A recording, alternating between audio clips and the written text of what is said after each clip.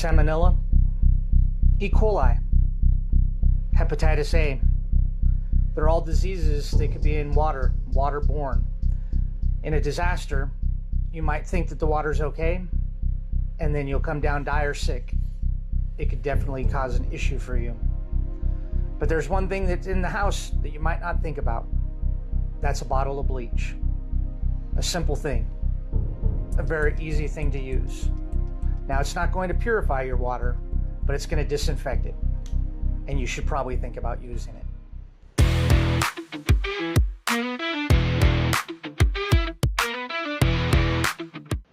So as we work our way through this video, I want to kind of start out with a little idea of how bleach fits into the whole parameters of when you need it and why you need it. So when we look at a natural disaster or any other system failure, one of the first things that happens is a power loss.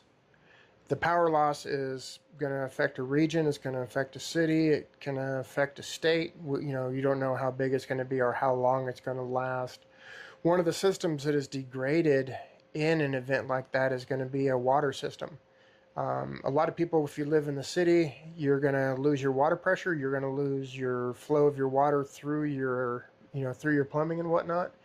You're also going to start to see backups of your sewer system that can impact your sewer as well, or can impact your water system. Not just your sewer, but your water system. Yeah. Yes.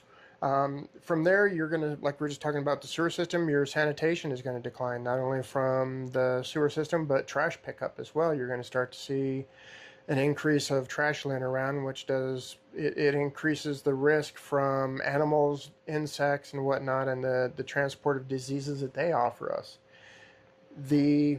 Which leads us into the next point there about diseases, which is going to eventually overwhelm that medical resource, because it's going to get stressed trying to treat all this with no power, with no clean water, with no sewer being adequately cleaned or processed, and trash not being cleaned or processed. It's just going to create a royal nightmare. Well, and then you get people that are using water that is not purified or sanitized. Exactly. And then now they're picking up something from the water that, like you said, stressing and overwhelming the system as it goes through, medically especially. So one of the things that bleach does in this whole failure cascade that we just went through there is that it interdicts the system and it helps protect you from issues with sanitation and issues with such as the list of bacteria and other issues that Chris talked about in the beginning. Bleach helps in this system of failure in that it interrupts the failure cascade and it provides you protection against the water diseases and the waterborne challenges that you'll face. It also helps with sanitation. It helps protect you and your family by giving you the ability to clean and disinfect in a situation where cleanliness is now so important because we don't have the resources that we normally would have to protect ourselves in these situations. And that cascade that you're talking about, using bleach not only to purify water, but you can also clean areas, clean your dishes and things like that, your cutting boards, simple things that may cause long-term effects if you don't clean. So what should somebody be looking for when they're, let's say they want to go to the store and they want to pick up bleach? Not all bleach is the same. No, that's true. You definitely want to make sure that you're getting the right kind of bleach. Plain household bleach, unscented, obviously. Absolutely. You want to make sure that it is just a plain household bleach. You want to make sure that it is an ingredient. The key ingredient is your sodium hypochlorite. If it is not sodium hypochlorite and it is a color safe bleach or one of these other types of bleaches, then just put it back and keep hunting around looking for that bleach. Also make sure that the percentages are noted on the bottle. Normally you'll see 5.5 or 5 to 6%, 7.5%, 8%, somewhere in there.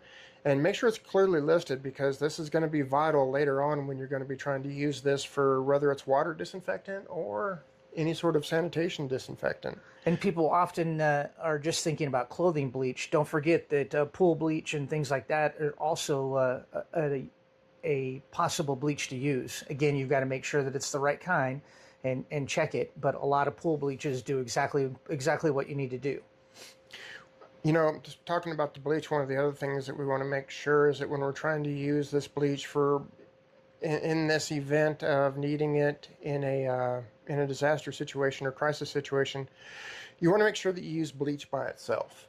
You don't want to mix bleach with ammonia. You don't want to mix bleach with toilet bowl cleaners. You don't want to mix it with vinegar. Any of these things will create some bad mojo. And, you know, I'm not going to tell you what those bad mojos are. You can research it yourself and figure it out. But let's just say it's nothing that you want to party with.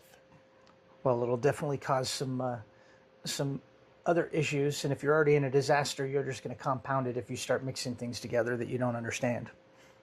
Absolutely.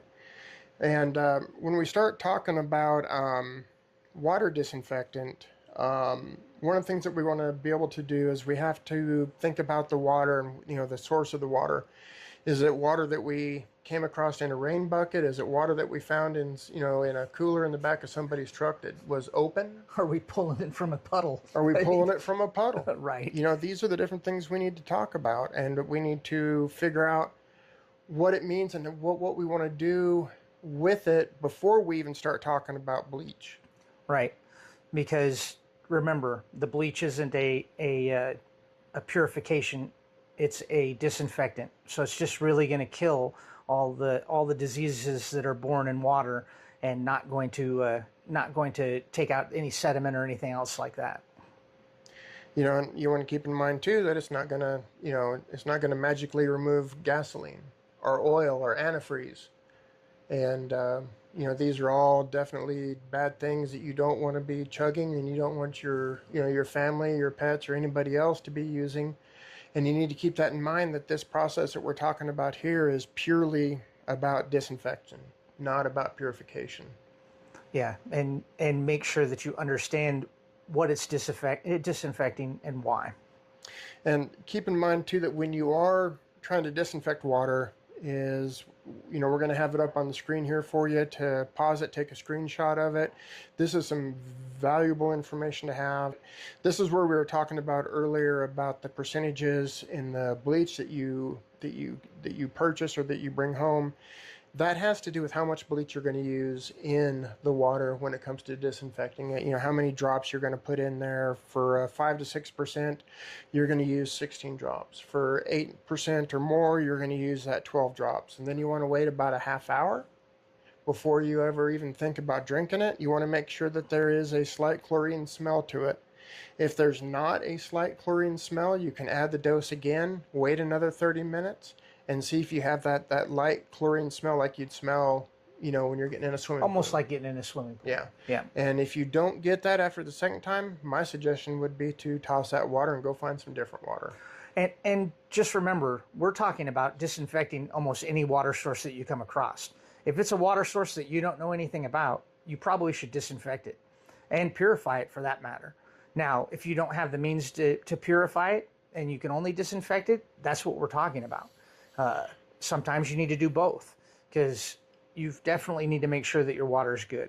If you don't have good water, your life is going to be miserable. The medical field, if it's a major disaster, is not going to be able to help you. Perfect example, the elephant in the room that's still in the room right now is the earthquake and what's going on down south of us. They had to come in and set up hospitals because their hospitals were already run down.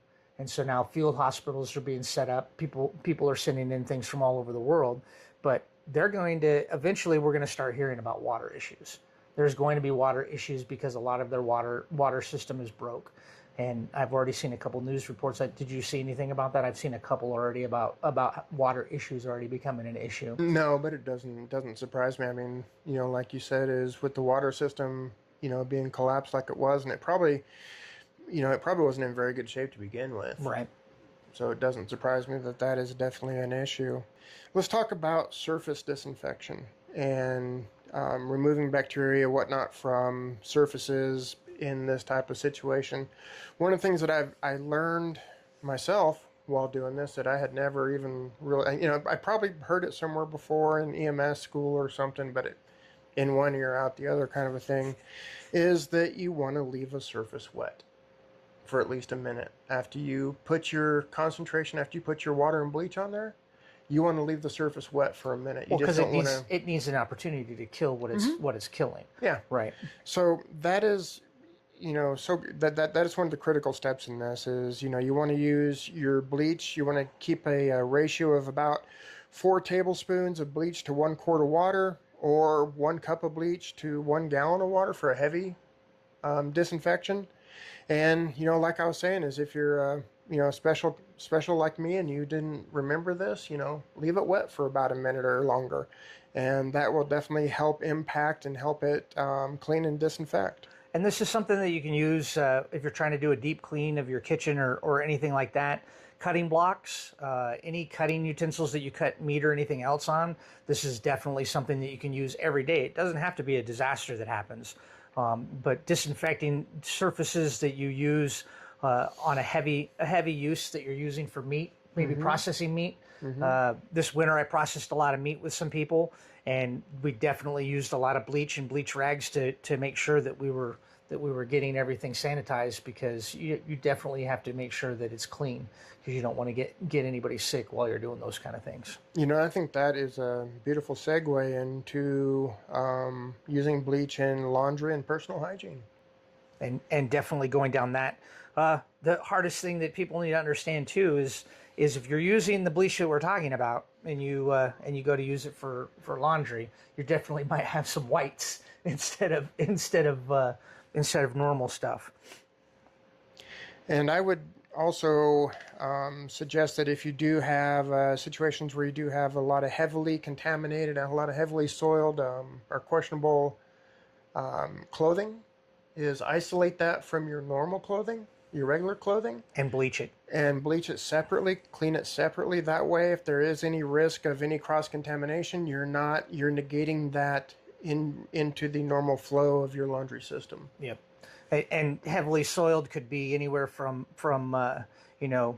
working in an area that the disaster did make your bathroom back up and the sewage is backing up, and now you have to go work with that. That would be something that you would definitely want to sanitize that and isolate that clothing and make sure that you got that sanitized and cleaned. Also, the unfortunate circumstance of blood, and you're dealing with a lot of blood. That's something that you definitely would want to make sure that you sanitize and isolate that clothing so that you sanitize it. It's something that people need to understand, that it's not just water. It's not just it's everything, from household kitchen areas to your clothing to anything else. If it gets soiled and it has the wrong kind of material on there and you leave it and then you touch it and then you touch some food or you touch your water bottle or you touch something else, you've just contaminated yourself. And now you've cross-contaminated to whatever you're doing. And those are things that we're trying to help you with, that, people talk about it, but I don't think we talk about it enough, about making sure that we understand those cross-contaminations and stuff. So when it comes to storing the bleach, what would you recommend people consider when they talk about how to store it, if they want to get 4 or 5 gallons of it and they want to keep it somewhere? I would say that you definitely don't want to have it out in the direct sunlight or direct heat. Nice cool place. Keep it away from any direct sunlight kind of stuff. Cooler if possible. I mean, obviously we're in the Southwest in the summertime right now. Yeah. If the power goes out, your house is going to be warm. There is no cool place, but there's going to be dark, cooler places than putting it out in the direct sunlight. Right. Or the house may be a little bit cooler than putting it in a garage, that it might not be as insulated and things like that. And bleach does lose its potency over time. So I would recommend that you masking tape and date, so you know if you're going to store it long term. Yeah, so you know when you got it and you can rotate it, because you can always take a bottle that you've had stored and pull it in, and start using it. Right. Use it for your laundry, use it for disinfecting your I would kitchen, say in a whatever. disaster, it might not be something that anybody even thinks about getting off the shelf. Nah, probably not. You probably would be able to find it long term and not see it disappear. I mean, people were worried about toilet paper instead of the essentials. So I would say that we probably would be able to find some bleach. Yeah, but if you are going to store it, be sure to date it, rotate it, because it will degrade, it will lose its effectiveness. Just like anything else. Yep. So a couple things to talk about here that was kind of interesting to learn is that, bleach is one of those things that more is not better. Bleach works because the chlorine concentration reaches levels that are high enough to kill those microorganisms, within that time frame. Right. It's like a lot of stuff is once it's dead, it's dead. Adding more bleach to it ain't going to kill it better. It's already dead. Right. And you also need to understand sometimes less is better than more, because then you can hurt yourself with it too. And you don't want to go down that road of causing yourself to be harmed because you went overboard with the bleach instead of doing the proper techniques. Yeah, it can irritate your mouth and throat, upset your stomach, cause nausea. Yeah, vomiting. And then on top of that, would you know if you have another disease? Yeah. Or now you'd be confused if I thought I sanitized something, and you're gonna not understand that you over sanitized and you did kill everything, but now it's also eating you away too. And one of the things that we had kind of talked about in the beginning, because I wanted to stress this, I wanted to make sure that everybody got, worked under this understanding, was that bleach doesn't purify shit. No, just a disinfectant. People are under the misnomer that, oh, I put a little bit of bleach in my water and I'm good to go. Yes, from disease. No, from other impurities that may cause harm. Like gasoline. We were talking earlier, gasoline and stuff, but me and you were talking off camera about salt pools is a new thing. Yep. And you're not going to be able to desalinize water because you put a little bit of bleach in it. So not all pools are going to be water that you just are going to be able to go grab and deal with. And that's something that it probably we'll talk about on another topic, another time of finding water and water procurement.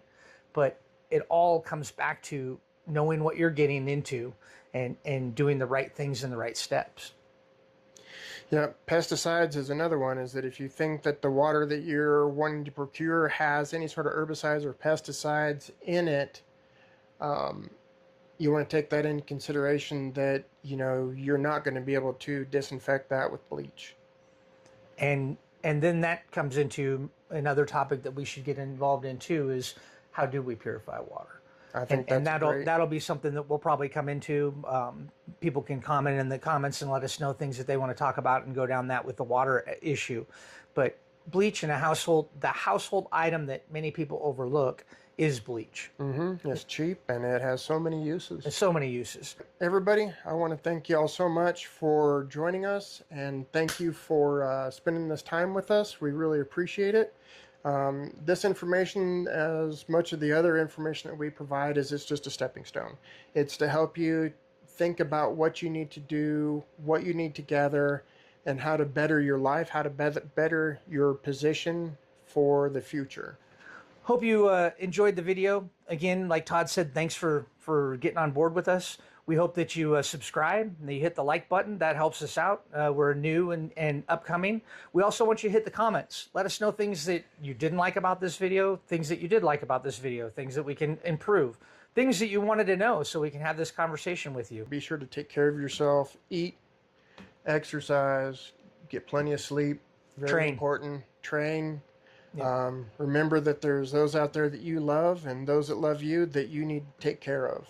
And that's what you're doing this for. Thanks for being with us.